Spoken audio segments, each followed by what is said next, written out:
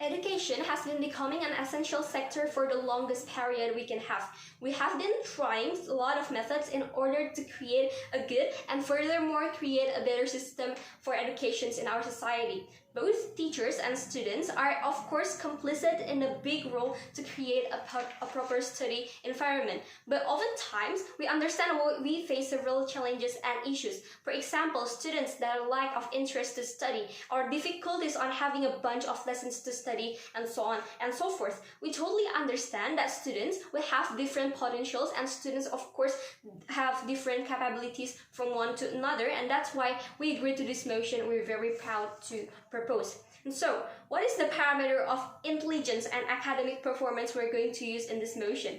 We say that the parameter of how good or how intelligent their academic performance is based on three things. Firstly, based on their academic reports such as their absency and also the reports of their daily lessons that they study. Secondly, based on the participation of their after-school activity. And last but not least, based on the participation of events or competitions outside school that these students attend, right? And how exactly the characteristic or the parameter of the classroom itself.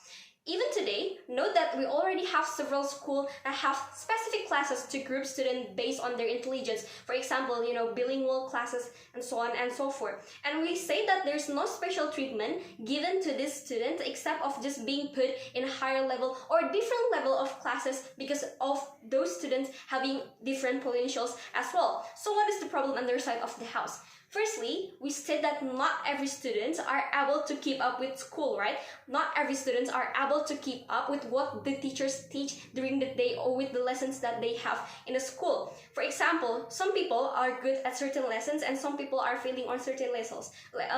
But some people are also good in another lessons that some people are not good in those lessons, right?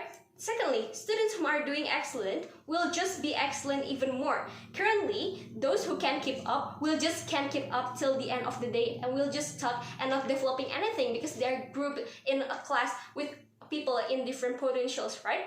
And thirdly, we're also going to say that toxic competitions between those whom are geniuses and those whom considered less genius are currently happening in our society, and it's constantly occurring as to how they have different potentials, and those who are considered more geniuses is getting more favoritism and getting more attentions because they thought they're more superior than those other students who actually have just different potentials. And we said that by doing these mechanisms, we are going to fix these issues from occurring, which I'm going to explain later on my argument. What AWI stands for? We believe that we are going to create a better environment to study and furthermore to develop a better education system in the future. And how are we going to do so?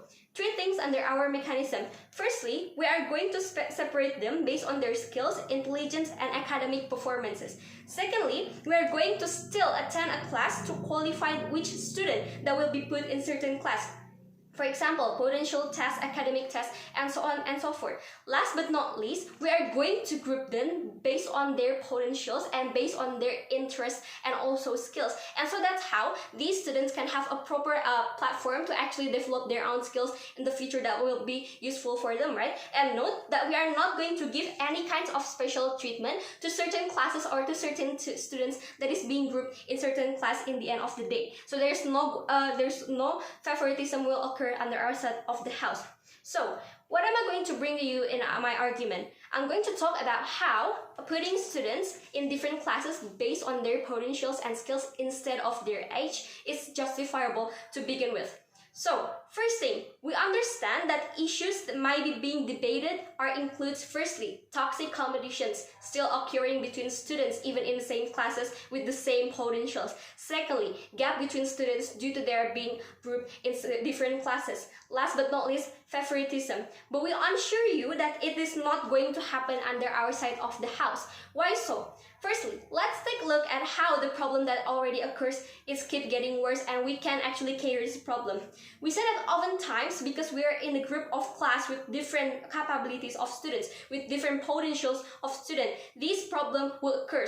Firstly, teachers oftentimes assume that all these students actually have the same understanding, the same level of understanding, the same capabilities to actually take all those lessons in once, right? While they're actually not. Secondly, toxic competitions between the smarter one and the one that is less smarter still occurring because, you know, everybody is ambitious with their own potentials, and we say that in our society, oftentimes these smarter one always feel superior because they say, oh, I'm better than these people, I'm better than this inferior one, while they're actually just having different potentials. Last but not least, we said that students with different potential hardly develop due to the different amount they can take of the lessons, and we keep normalizing these kind of things. Those teachers even couldn't understand as to how these students can actually understand and doesn't have this understanding level as other people does of or as other students that is better than them does, right? And that's why we are going to cater this problem, and this problem is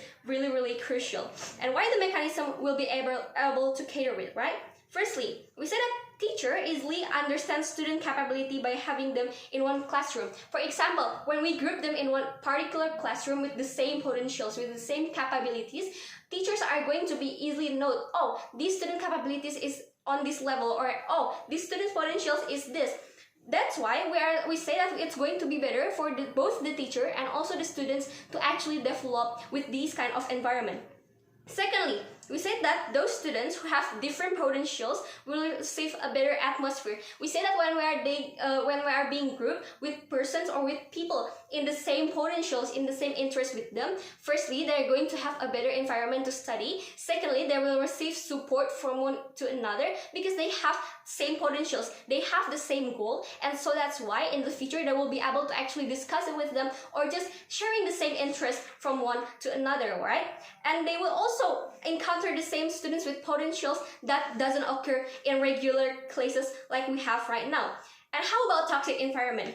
Note, we already told you that there's no special treatment, and also there will be just same amount of assignment and also teaching duration, so there's no favoritism to begin with. Secondly, we are going to create understanding where everyone has different potentials that can be developed at any time to every student in every classes, right? So, how about worst case scenario? Even under outside of the house, even when it is the worst case scenario, say, when it's create a toxic environment, when it's create a toxic atmosphere for these people, firstly, we think that toxic environment already exists to begin with, right? Even in regular classes, toxic environment already happened, but it's just going to be worse under opposition side of the house because they don't have this kind of treatment that these students will receive based on their own starting points, based on their own potentials. It's just the matter of how each perspective going to, right? Secondly, it's going to be better and it's going to be still okay on the other side of the house because the platform where they can study is correct enough compared to opposition side of the house. Well, like I said before, they are going to start at their own starting point with their own potentials being developed for their future, right? That's why we said that it's going to be better on the other side of the house because we are going to create a more convenient study environment and also more convenient education system. In the future, we are going to have these students develop based on their potentials. We're so proud to propose.